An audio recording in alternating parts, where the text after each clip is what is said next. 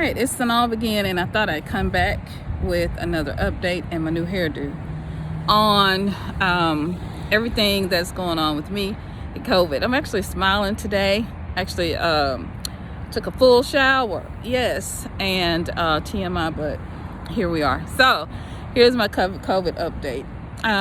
So on day 26, I wasn't feeling well, couldn't breathe, wasn't being able to breathe for a couple of days.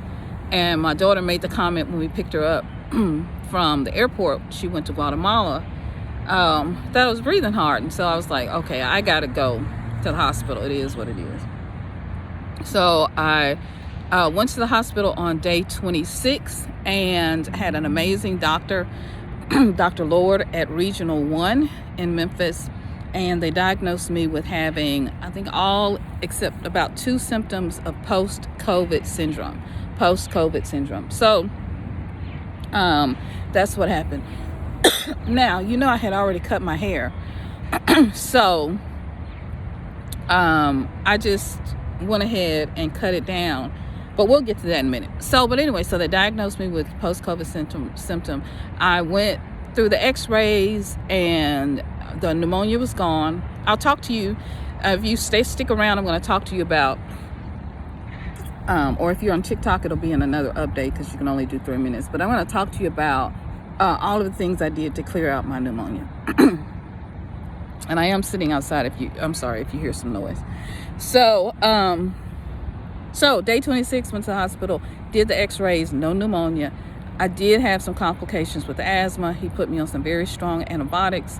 Amazing nursing team, amazing nursing staff, amazing doctor, everybody in labs, everybody was amazing. I got a chance, it's funny, I got a chance to, not really funny, but interesting, to talk to someone about taking the antibodies while I was there.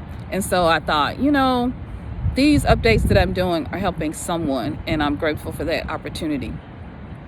And so so I'm grateful for the opportunity to do these updates and share the information, because the lady really didn't want to take the antibodies. She was sick, diagnosed with COVID like 3 minutes, and then I walk in and they put me in the wrong room because I'm post-COVID. I'm 33, 34 days past COVID. So, and I got to tell her my story and share with her, and she was comforted, and got to share some research that I knew about the antibodies and all of that. And so I'm glad to be able to share my journey with you. So as I said, they did the x-ray.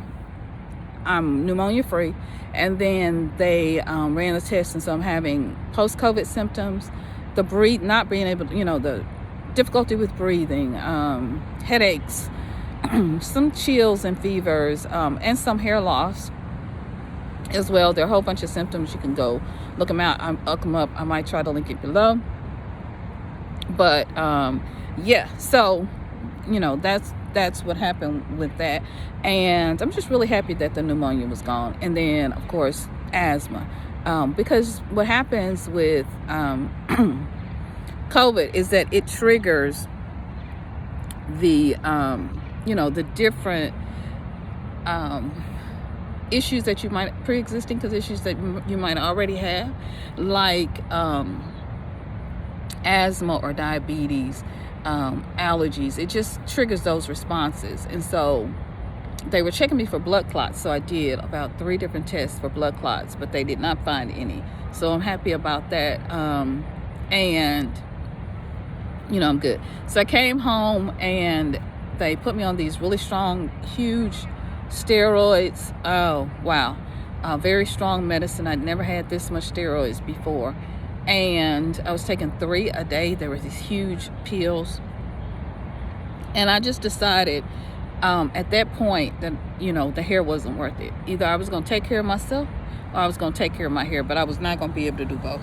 And so that's when I just went ahead and cut it. It was getting on my nerves. I know it was me and COVID and just nerves and irritation. And so I just went ahead and cut it, and we're just doing rough chop for right now. And it will grow back. My hair grows fast. I'm not worried about that. Hubby still thinks I'm cute, so we good. All right. yeah. So, and if I have a clip of me cutting my hair, or maybe I'll show it on a live. We'll see. But anyway, yeah. Just say I'm cute, okay? Just say I'm cute. Let's see. Yesterday, it's interesting because I was doing some healing work, which is it's very important to release, right? And to do your healing work as well as taking your herbs and all those other different things. And Spirit said to me, I'm going to heal you completely. And so since that time, since yesterday, I have felt so much better. I did healing work, worked through some forgiveness, worked through some letting go of COVID, my anger, angst with this current administration and everything that they're not doing and could be doing. And yeah, letting it go. And so I suggest you do the same. All right, so letting it go. Yeah. That's what I have been doing, releasing and letting things go, and just giving myself a new opportunity to think differently about things and to give myself different opportunities on where I want to go and the direction that I want to go in, which we'll be talking about that very soon. All right, so this is, I want to go ahead and jump to because I know this is important, the herbs that I used and some of the modalities and healing modalities, in addition to releasing and letting go, and forgiveness, forgiving myself, all of that, right? Forgiving the government for not doing their part, letting go, releasing my anger, all that. It's very important that you do that you heal, because when you don't realize, inflammation builds up, but it builds up because of stress. And so when you're very stressed, you tend to build up inflammation. You tend to hold on to things that you shouldn't hold on to. And so you really have to release and let go. So I want to talk more now about, I got notes and everything, y'all, about pneumonia and COVID and asthma and COVID.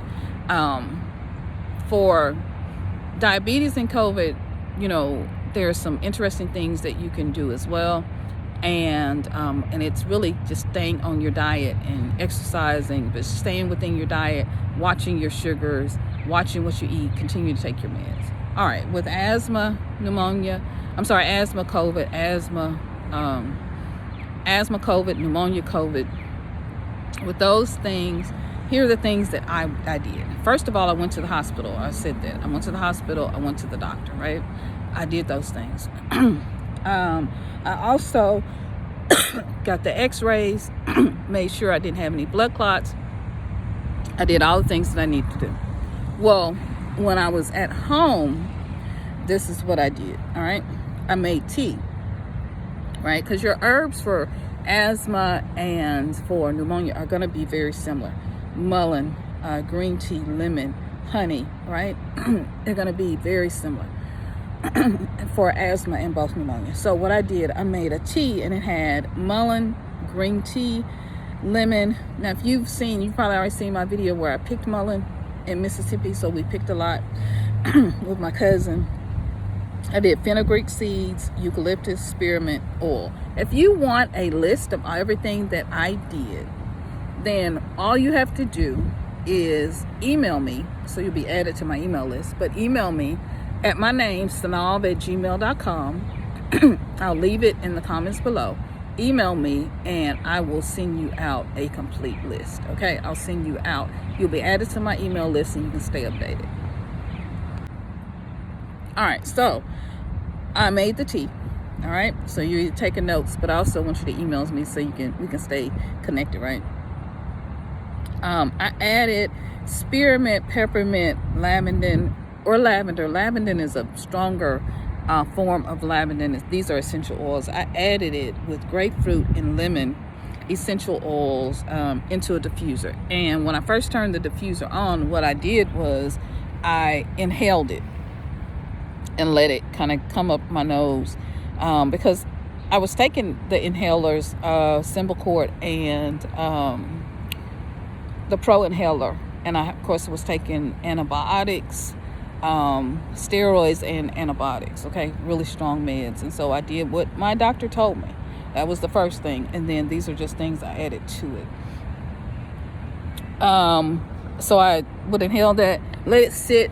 If if you take an inhaler before, you just let it sit 5 to 10 seconds count, and then I would just breathe it out, and then allow that diffuser just to run all day.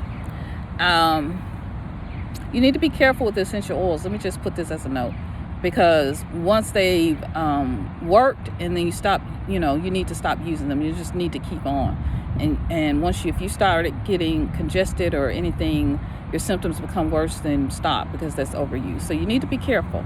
Also, you can make a tea with turmeric, a little ginger, and basil, sage. You need to add a little black pepper to your turmeric to activate it, with some green tea and with lemon and honey, or you can add it to that tea above that I talked about that had the mullein and the fenugreek seeds and all of that. I also sat in the bathroom early in the morning and turned the shower on. If I couldn't breathe at night or anytime, I would turn that shower on, sit on the toilet, lay on the floor, whatever, and just let that steam, because your lungs like to be really wet. And when they can't be as wet as they need to be, they get dried out, because I had a little dehydration too when I went to the hospital. You get dried out because you're sick, right? You're just not functioning normally. So that water is going to be very helpful for that. I also increased my liquids as much as I could by drinking juices, my favorite juices, white grape juice, just all kinds of juices. My daughter bought all kinds of juices, and orange juice, and that helped with the vitamin C. I ate lots of fruits and vegetables, because the one thing about COVID is it changes you, and it makes you really want to be healthy and eat healthy, and that's not a bad thing, right? That's not a bad thing at all. So these are some of the things I did. Also, hubby made a raw salsa with onions. He used lime, lemon, salt, and pepper. It was really, really good. If you've ever heard of fire cider, if you're been around a herbalist or a natural person who does natural remedies, then you probably heard of fire cider. And it's just I can't think of the stuff, but what's the stuff? Hold on, hang on. Ask hubby. What's the stuff that cha-cha? It kind of reminds you of cha-cha. I couldn't think of the word. But yeah, it's got a lot of onions in it. And so, but he made a raw salsa, and we put that raw salsa on top of our foods, and that really helped me. Those onions and garlic, and then we cooked with a lot of fresh garlic. And so somebody's over there talking. That really helped me. 10, I also rubbed myself with comfrey infused oil. Okay, I did that on my chest and my back, all over, after every shower, bath. Throughout the day, if I felt like I wasn't oily enough, I'd rub myself down, girl, like Vicks. And you can do Vicks if you can. I can't do Vicks, but it works on my allergies. I also, now this is a disclaimer, I'm not telling you to do this, I'm telling you what I did. I also took 2 to 3 teaspoonfuls of the infused comfrey oil that I made. It's not recommended by the FDA. It is not recommended by the FDA, so don't try this at home, y'all. But I did it because old timers have been doing it for decades. They hadn't had any problems. But digesting or ingesting comfrey is no longer has a warning on it. Is no longer viable as a use by the FDA. So just be aware. I'm not telling you to do this. Do not do this. Don't say I did it or I told you, because I'm just sharing you what I did. Okay? All right. And then I love myself, right? So I didn't get into the debates over whether vaccinated, unvaccinated. Do I have any regrets because I wasn't vaccinated? I ain't do none of that.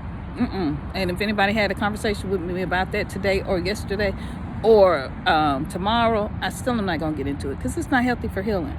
I'm going to do what I'm going to do, right? And I value natural immunity, and I do believe that we need to be not afraid of every sickness. We have to have natural immunity and grow and get well. And there's some studies coming out, and you'll see where governments like the UK are saying they could have done more to avoid deaths, and it really had not anything at all to do with vaccinations. So there you go. I wanted to say lastly,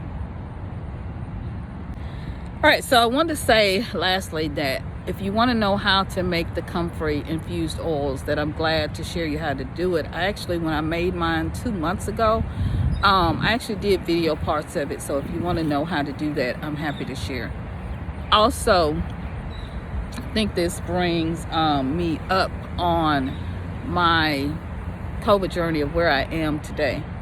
New haircut, new hairdo, new attitude. And then from there, we can really work through what's next, right? Like what comes for me next, and where I think I'm going, and what I think that I'm going to do. I think this is a very interesting time for us.